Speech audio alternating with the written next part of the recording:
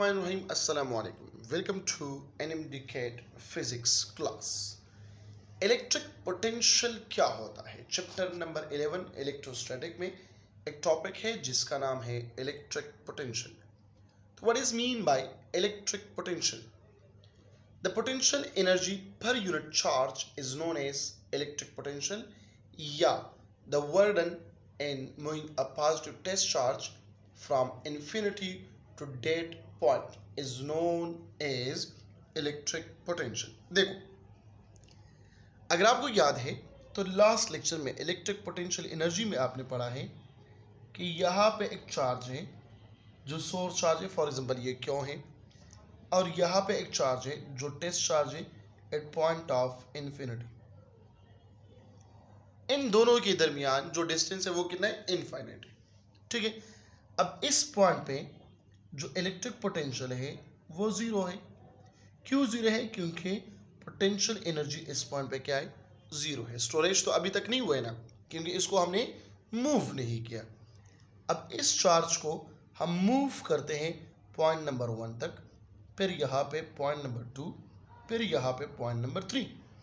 तो चार्ज को हम यहाँ तक लाए तो पोटेंशियल एनर्जी चेंज होगा U1, U2, U3। देखो, U1, U2 एंड U3। अब ये पोटेंशियल एनर्जी कौन स्टोर करे? चार्ज। तो यहाँ पे क्यों नॉट होगा और यहाँ पर क्यों नॉट होगा? तो डिफिनीशन में देखो, वर्क डन होता है किस चीज पे?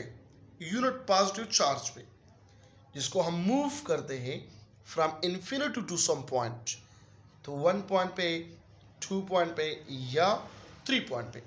अगर 1 पॉइंट पे आ गया तो इसको हम कहते हैं पोटेंशियल नंबर 1, इसको हम कहते हैं पोटेंशियल नंबर 2, और इसको हम कहते हैं potential number 3।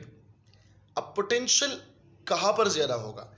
Electric potential. Formula तो आपने देख किया कि potential is equal to delta U divided by Q naught, या V is equal to W divided by Q naught.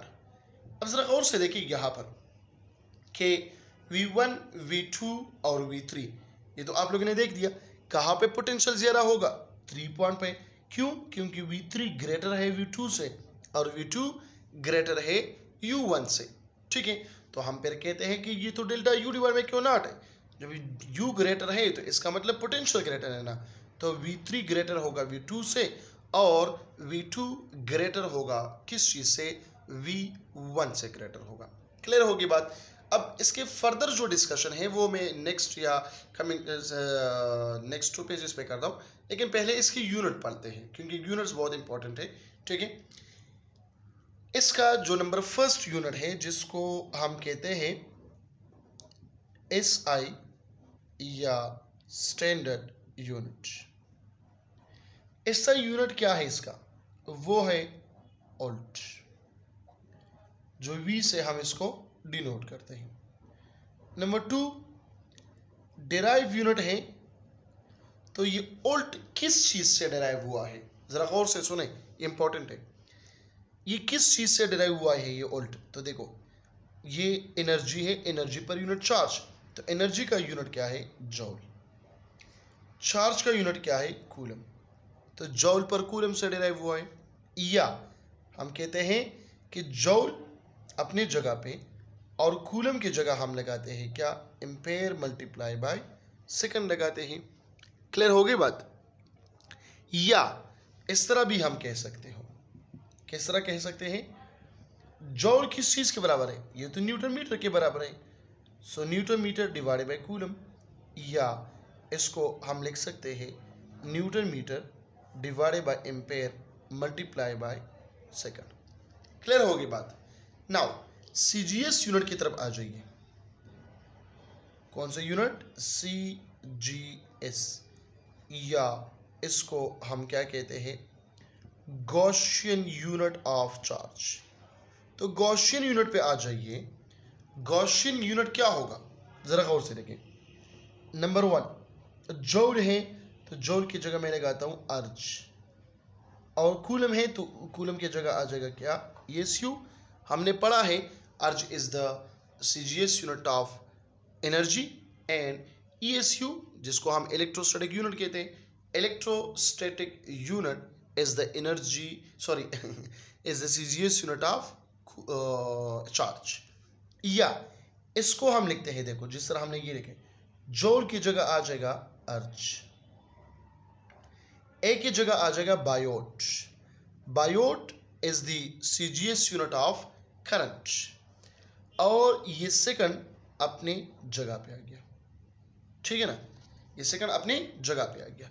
या हम लिख सकते हैं इस तरह भी कि न्यूटन की जगह हम लगाते हैं क्या, डाइन लगाते हैं, ठीक है। मीटर अपने जगह पे, तो मीटर की जगह सेंटीमीटर आ जाएगा, और कूलम की जगह आ जाएगा क्या, ESU। या हम लिख सकते हैं न्यूटन की जगह क्या आ गया, डाइन, मीटर की जगह क्या आ गया, सेंटीमीटर, और एम्पेयर की जगह क्या आ गया, बायोट, और सेकंड अपनी जगह पे। क्लियर होगी बात। अब बेस यूनिट लिखते हैं, तो बेस यूनिट की तरफ, बेस यूनिट से फिर हम आएंगे किसकी तरफ, सीजीएस यूनिट की तरफ। जरा गौर से देखो, नंबर 4, बेस यूनिट क्या होगा। बेस यूनिट होगा, हमेशा के लिए हम निकालते हैं डिराइव यूनिट से, कि ये डिराइव किस चीज से डिराइव हुआ है। सो न्यूटन की जगह हम लगाते हैं किलोग्राम मीटर पर सेकंड स्क्वायर। ये मीटर अपनी जगह पे और एम्पेयर सेकंड अपने जगह पे, तो क्या होगा देखो, किलोग्राम अपनी जगह पे, मीटर स्क्वायर और एम्पेयर अपनी जगह पे, और यहाँ पर आ जाएगा क्या, सेकंड क्यूब आ जाएगा। तो this is the base unit of what, electrostatic potential, या हम सिंपली कहते हैं इलेक्ट्रिक पोटेंशियल कहते हैं। क्लियर होगी बात। अब आ जाइए डायमेंशन की तरफ। देखो बेस यूनिट आपने निकाल दिया, अच्छा इसको भी हम सीजीएस में लिख सकते हैं। देखो किलोग्राम की जगह आ जाएगा ग्राम, मीटर स्क्वायर की जगह आ जाएगा सेंटीमीटर स्क्वायर, एम्पेयर की जगह अपना वो क्या है, बायोट मामा आ जाएगा, और सेकंड क्यूब अपनी जगह पे। तो इसको हम इन टर्म ऑफ बेस भी लिख सकते हैं। क्लियर होगी बात। अब बेस यूनिट के बाद इसका डायमेंशन क्या होगा, तो बेस यूनिट से हम हमेशा के लिए क्या निकालते हैं, डायमेंशन निकालते हैं। तो kilogram metre square per ampere second square है। देखो बेस यूनिट क्या है, kilogram metre square per ampere second cube. अब जरा गौर से देखिए, जब मैं बात करूं किस चीज की, डायमेंशन की बात करूं, तो किलोग्राम की जगह आ जाएगा m, क्योंकि मास का यूनिट है, मीटर स्क्वायर है तो L स्क्वायर, सेकंड क्यूब है तो T⁻³ और ये आ जाएगा A⁻⁻1। This is the dimension of electric potential. Clear होगी बात, ये डायमेंशन आएगी। अब देखो कुछ बातें जो है बहुत इंपॉर्टेंट होती हैं, तो उसकी तरफ आते हैं। ये तो यूनिट्स हो गए, एसआई यूनिट क्या है, डिराइव यूनिट क्या है, सीजीएस यूनिट क्या है, बेस यूनिट क्या है, ठीक है, और फिर डायमेंशन क्या है। ये हर एक पॉइंट जो है बेटा, ये मैंने एक एक एमसीक्यू यहाँ पे लिखवाए हैं। ये आ गया बात इलेक्ट्रिक पोटेंशियल की तरफ। अब अगर हम बात करें पोटेंशियल डिफरेंस की, किस चीज की बात करें, पोटेंशियल डिफरेंस की बात करें, दो पॉइंट्स के दरमियान जो पोटेंशियल है उसको हम क्या कहते हैं, पोटेंशियल डिफरेंस कहते हैं।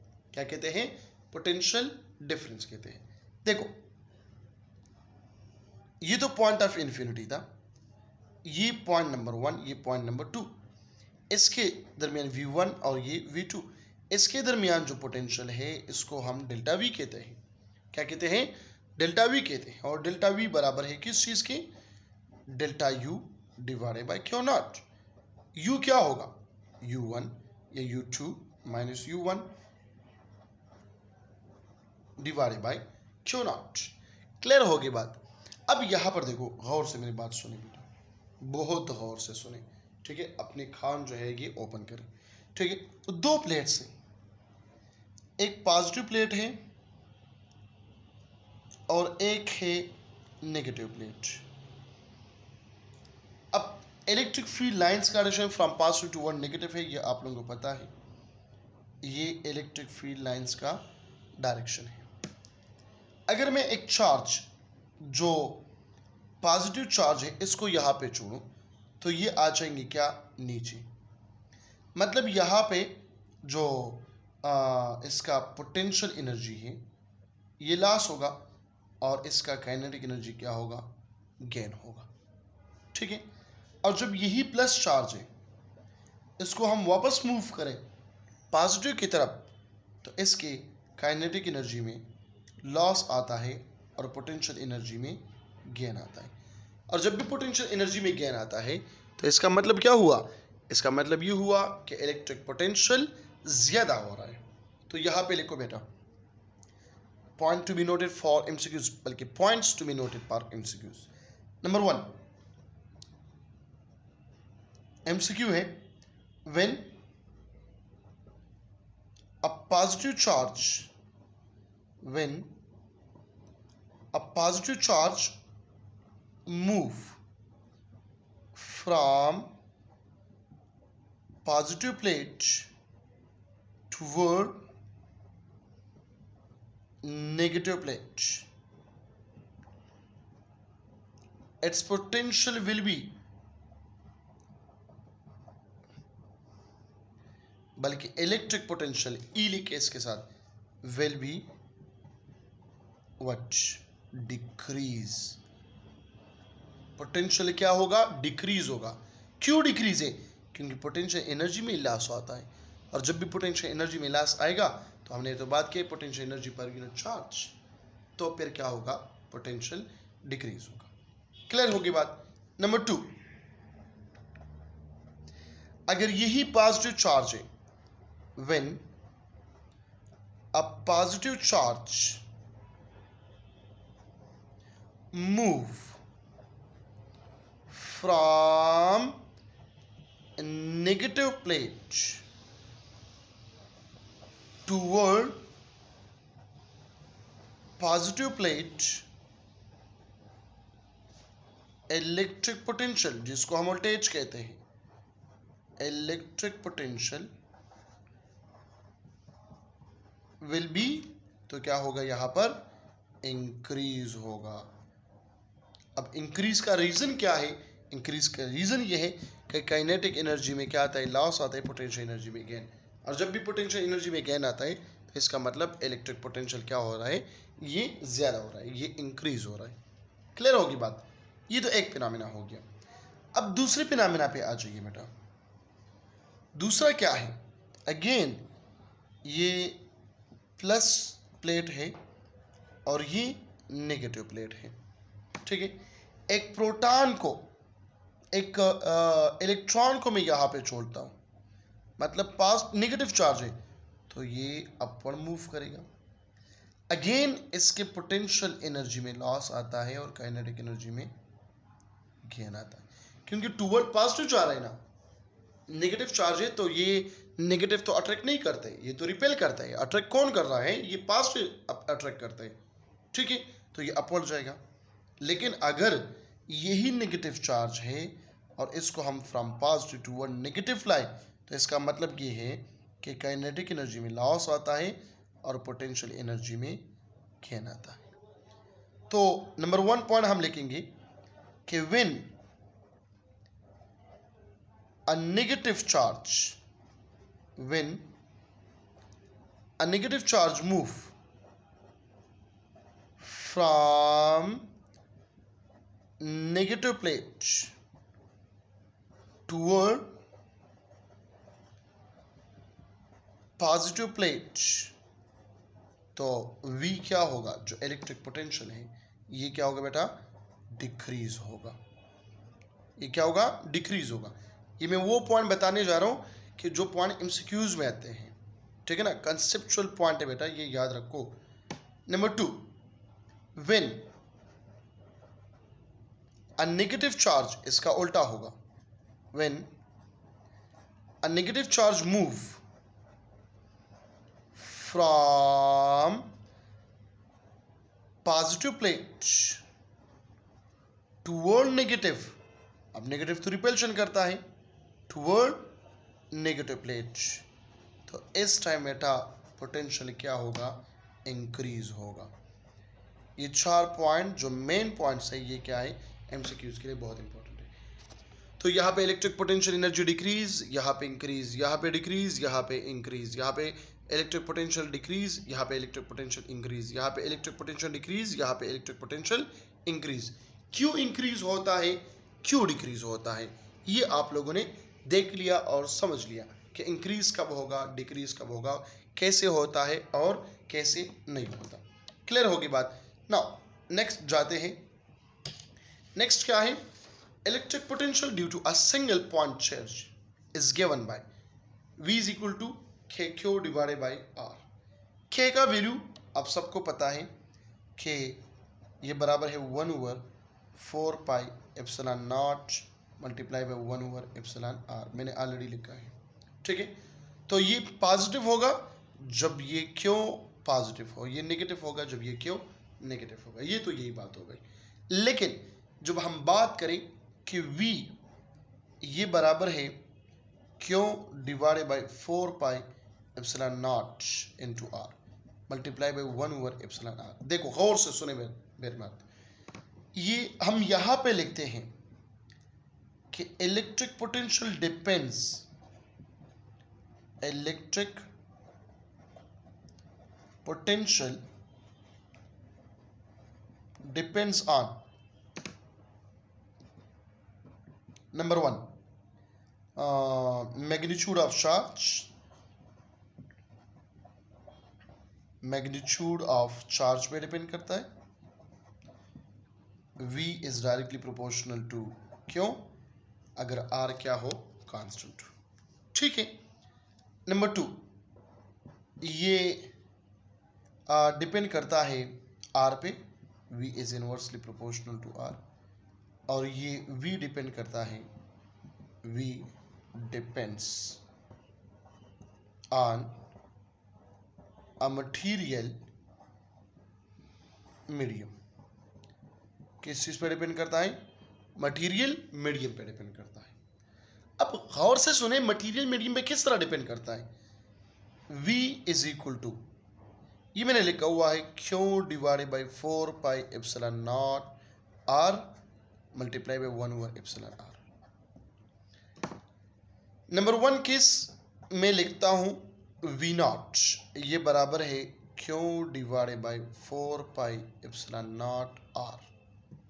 अगर रिलेटिव परमिटिविटी किस चीज के बराबर हो, 1 के, मतलब वैक्यूम में when there is nothing in between two charges, ठीक है, कोई भी चीज नहीं हो, वैक्यूम हो, तो फिर हम इसको लिखते हैं क्या, Q divided by 4 pi epsilon not लिखते हैं, ठीक है, इनटू R।